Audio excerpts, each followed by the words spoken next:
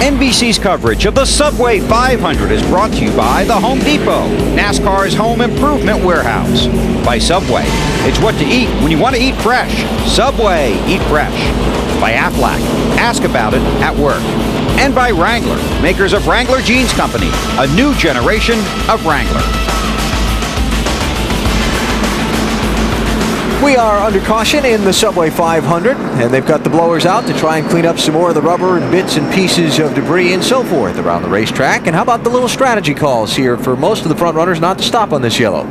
Yeah, I'm not surprised really, because they have to stop at least one more time.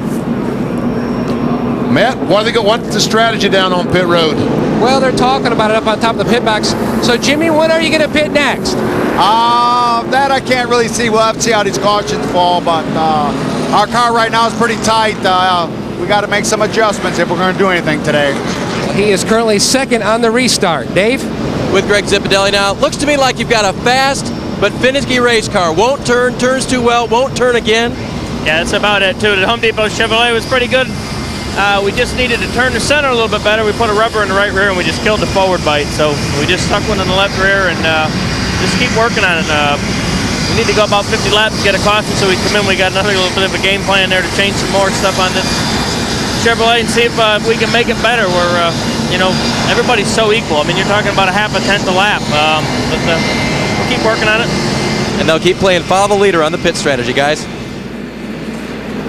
Extended cleanup underway here in Martinsville, so let's take advantage of the opportunity to squeeze in another break. You're watching NASCAR on NBC.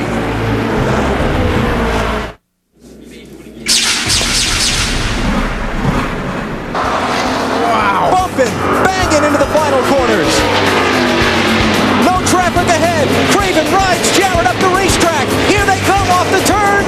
Ricky Craven is a NASCAR and Winston Cup winner. What a finish in Martinsville. And wasn't it, huh? That was a terrific finish. Good for Ricky Craven. But that was some time ago. A couple years ago. And what have you done for me lately? He's no longer in the 32 car. Yeah, but you know what? I talked to him Thursday night, and you saw him there too, at a function we were at. He's very happy about his Boston Red Sox. All right. Marty Dale Earnhardt Jr. has been in like 5 times under this yellow flag. What's going on? Very good counting, Alan. 5 pit stops for the 8 car, and let's talk to Tony Eury Sr. here about what all happened there. 5 pit stops, and you guys had to go over the wall. What were you doing? Just trying to move the track bar, but got so many cars around this place, you ain't got time to work on it. So couldn't get it moved right. Every time we'd get it loose, we'd have to take off again. So we finally got it that last time. All right, they finally got the track bar where they want it. 5 stops. The last one in 19 seconds. They've done a good job trying to make that 8 car better. It's been extremely tight all day.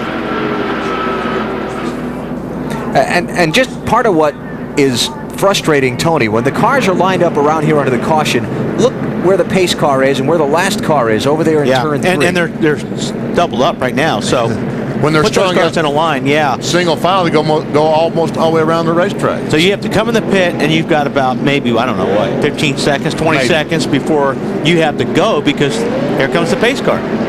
Unlike a bigger track where you might have a minute under a caution like this to get some work done.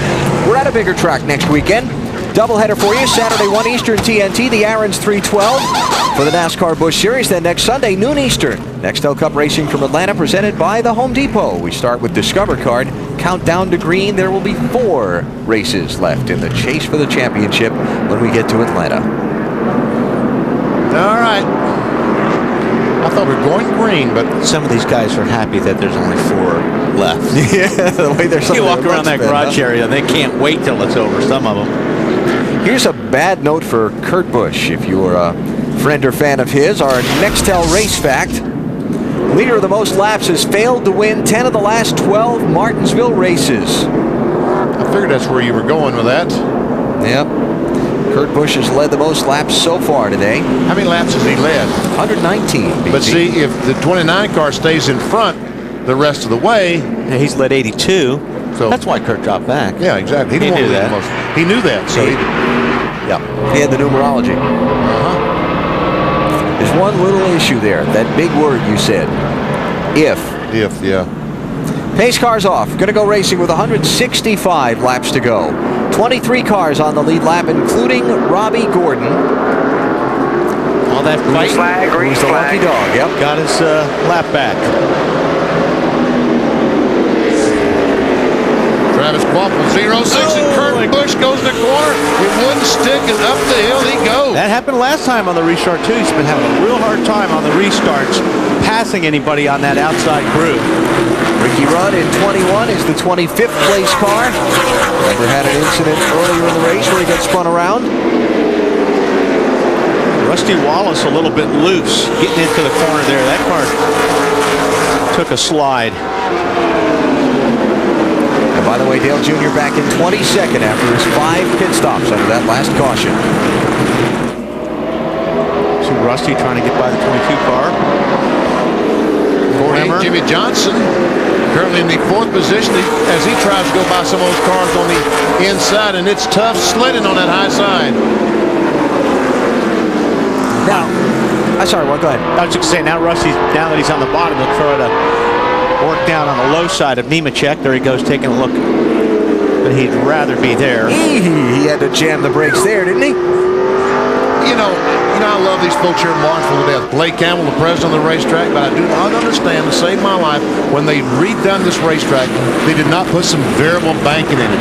You know, change the banking a little bit from the bottom groove to the outside groove to give us two definite grooves. Yeah, boy, they did a great job at Homestead. Oh, at Homestead, beautiful. Used to be one that followed the line. And it was a flat racetrack. Yep. Yeah, it was the same thing. It was tough to get that outside working. They had that variable banking. I think it's 18, 19, 20 degrees. And last fall, the Homestead 400 was just terrific. You think that's the wave of the future with these racetracks, huh? I think so. I've always been a fan of variable banking since I went to Tucson Raceway Park and saw it on a 3/8 mile. It was just terrific. You know, the flat racetracks are fun to drive. I mean, I've always liked them. There's a lot of guys here that like them, but you've got to have 2 grooves. That's what makes them fun, is where you can race side by side. Well, don't you think, or do you think, that as they get a couple of races on this track, that outside lane will become more usable? I mean, a new That's surface. what we hope. Yeah, we see this problem at every track where they have a new surface put down, right? Yeah. Hopefully, right, it will come in. Like Kansas. I mean, Kansas, although it was a new racetrack, we're just starting to see great racing at Kansas because the pavement's been around a while and it's getting weathered, and that's what makes these racetracks so fun. You can run side by side, 3 abreast on them. Rusty Wallace trying his best to get by the lap car. Travis Quapple. Travis is currently in the 26th position. And Scott Wimmer, the 22 car, is battling Travis for the 26th position. And that's the advantage of being up front on the restart. And I mean being all the way up front, because Harvick can clear the lap cars going into turn 1 and drive away while these other guys are struggling trying to get past the lap cars. And just see Matt Kenseth there creeping into the fray with a 17 car. He's the only one of the championship contenders not on the lead lap. He is 1, 2, 3, 4. He's the 5th car 1 lap down. So all those guys you were just talking about, Wally Quapple and Nemechek and all that, he's trying to get past those guys. Yes. And get a caution and get a lucky dog and maybe get back around into the thick of this. Yeah, those guys are racing just as hard to be the first guy a lap down because of the lucky dog, right, Dave? And so far, that electrical system, guys, is living. Replaced the battery just past halfway. But if there is anything wrong with the alternator, which they haven't touched, as you know, the battery cannot power this car for the rest of the race. So that's still a question. Yeah, especially with all the fans and the blowers that you have to run in a racetrack like this. You got brake blowers, and there's probably some blowers on the rear end cooler or whatever. A lot of cars run a lot of blowers on a racetrack like this. So, yeah, got a lot of strain on the battery.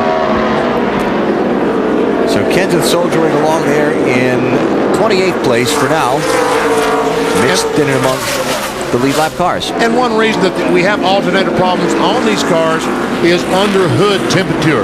It just gets so hot under there, the alternator gets so hot it just simply quits working. We saw that at Talladega with 2 or 3 cars. And today, fortunately, it's not a really hot day. But still, even if it's not 80, 90 degrees, these cars are very hot thanks to the rotors glowing. Yes. And a lot of other temperature that's happening underneath the hood. And the exhaust pipe's been about 1,100 degrees.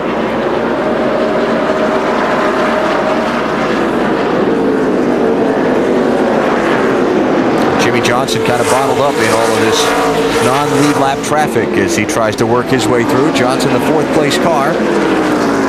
Last Saturday night's winner, Lowe's Motor Speedway, Charlotte.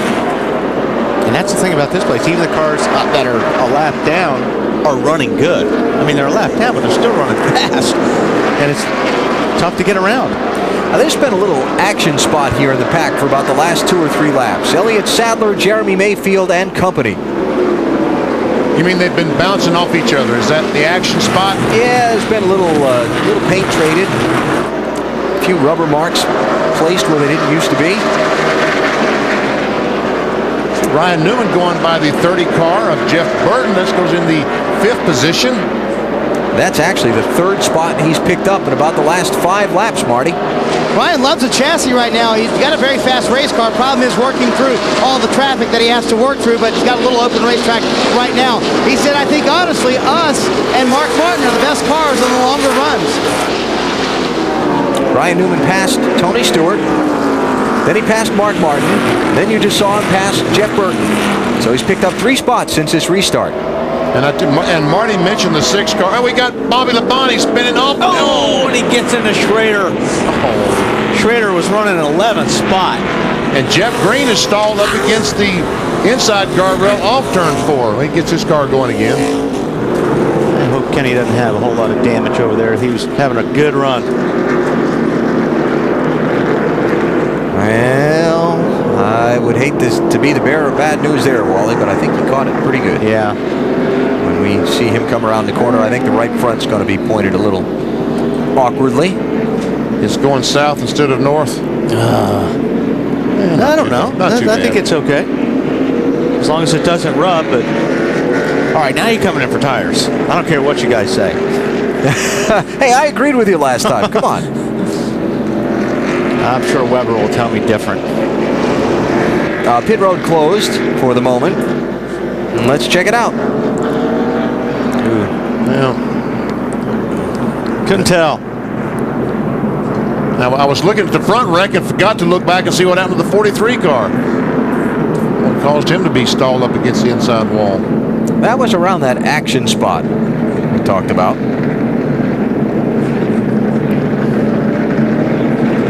Maybe Earnhardt can help us. Oh, there's the 43 car right there in front of him, so...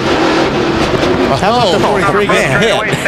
That would normally do it. Man. And look at a lot of damage on that 8 car now. Casey Kane. I see Bobby's getting bumped from somebody. I think that was Schrader. Yeah, I'll second that. Pit road's open. All right. Jamie McMurray stays out. Looks like all the other leaders are coming in. Bill? Quote of the day from crew chief Todd Barrier to Kevin Harvick. We're darned if we do, and we're darned if we don't. So come on in, 4 tires, and probably enough fuel to get them to the finish. The car was really good. They're hoping it stays that way. Burns. When they started talking changes with Mark's car, they didn't really want to do much. Mark said, are you sure we want to change it? Just a slight chassis adjustment to help a tight race car. Matt? 1 can of fuel. They've already gone up on the track bar, and they've put the air pressure back in the rear tires that they took out earlier. He's down and away to Marty. Matt tight to start the run for Ryan Newman. Pretty good at the end. He said, I'm only a 1/4 degree tight. 1 round up on the track bar, a round of wedge out of the left side. Ryan in that first pit stall trying to win the race off pit road, but he will not do it. Looks like he'll lead 4th. And it looks like the 48 car is going to win the battle of all the cars that pitted. Boy, that's big. They did it when it counts, man. That is big. That's good. Huge. 4th to 1st off pit road for Jimmy Johnson. That's not, kind of a race. You have to stop there right when you get past that line until the rest of the field goes by. There goes Burton, Rusty, Tony. Where's Mark? Man, 9 car.